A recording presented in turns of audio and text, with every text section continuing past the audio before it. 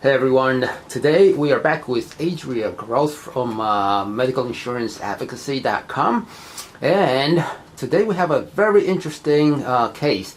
This is about someone who could not get pre-authorization to have a procedure done, and she's going to explain to us right now how it is that she managed to get a very large insurance company to actually approve it.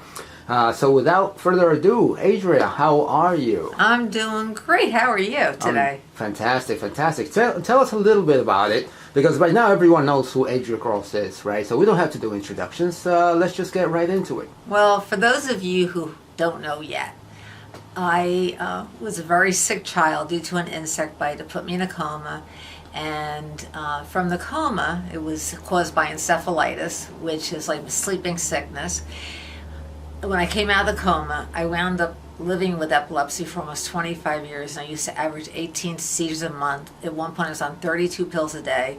I had a really rough time, but then finally I had brain surgery. The brain surgery that I had was a left temporal lobectomy.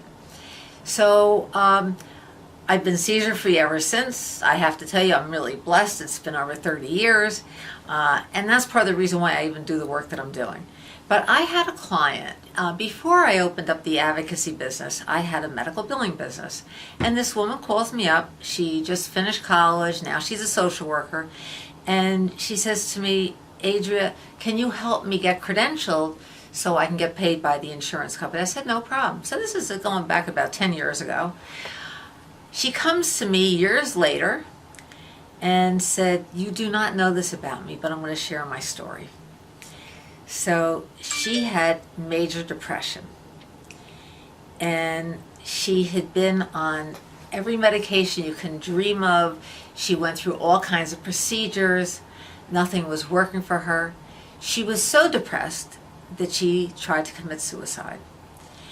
And she read about this thing that they said, like when I had the brain surgery, I had a left temporal lobectomy, but now they came out with a new procedure, which is called VNS, which is vagus nerve stimulation.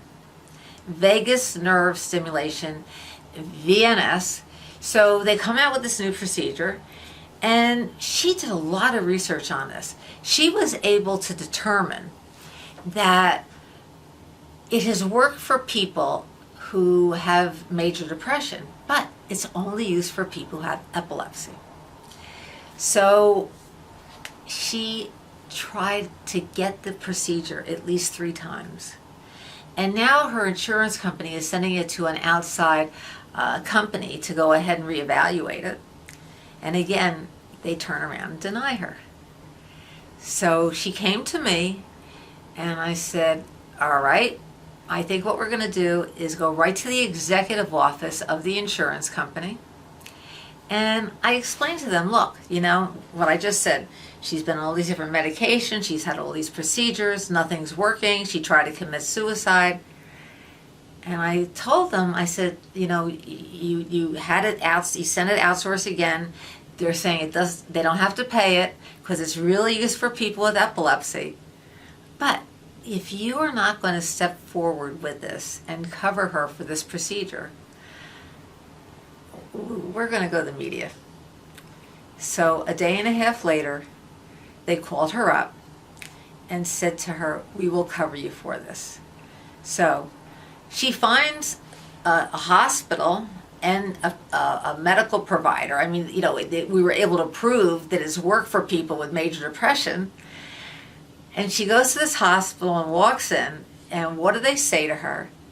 You are our first patient that we've ever had who has major depression, is having this procedure done, and we are going to get paid. That is amazing to get an insurance company to do that, and to be the first person to be able to do that, and you helped make that happen.